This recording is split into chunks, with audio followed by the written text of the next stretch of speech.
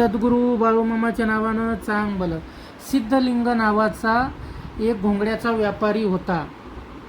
एकदा सिद्धलिंगाला मामा म्हणाले, अरे सिद्धलिंगा, तू घोंगड्याचा व्यापार करतोस तर कर, पण लक्षात ठेव की एका घोंगड्याला नफा म्हणून 1 रुपया घे.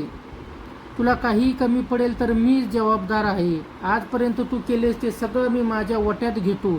एवढे बोलून मामाने आपला ओटाही सिद्धलिंगासमोर धरला. पुढे मात्र मामा म्हणाले, ह्या वागण्याला जर चुकशील तर मात्र तुझं मडं उचलण्याचा भार लोकांना होणार नाही.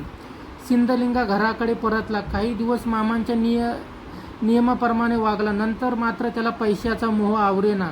नफ्याचे प्रमाण बेसुमारपणे वाढत चालले. त्याने अमाप पैसा मिळविला, पण शेवट भलताच झाला.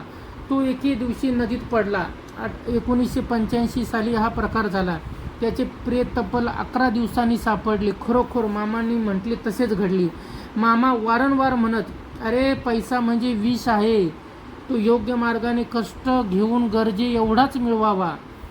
अन्यायाने किंवा अनितीने किंवा वाम मार्गाने पैसा कदापिही मिळवू नका. पैसा माणसाला सुखच देतो असे समजू नका.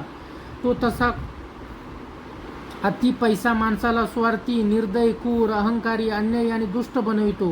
त्यातच मग त्या माणसाचा सर्वनाश होतो. पैशासाठी लाल घोटाळू नका.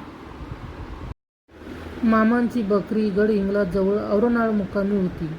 पावसाळ्याच्या आरंभी पूर्वेकडे कर्नाटकात जाणे भाग होते. विजापूर भागात दोन्हीकडे जायचे मामांनी ठरविले. तिकडे चारा पाण्याची टंचाई नसे. प्रारंभीच मामांनी आपल्या गड्यांना भावी काळाची मोघम कल्पना दिली. ते म्हणाले, अरे काठीला काठ्या भिडतील, मारामारी होईल, मुडदे पडतील, पण काळजी करू नका. त्या प्रसंगातून मी तुम्हाला सुखरूप सोडून आणतो. बकरी त्या भागात न्यायचीच. त्यानुसार बकरी चारणी करत करत मामा, त्यांचे गडी, इतर धनगर सर्वांच्या कळपाची बकरी, जमखंडी वगैरे भाग ओलांडून दोनीला पोहोचले.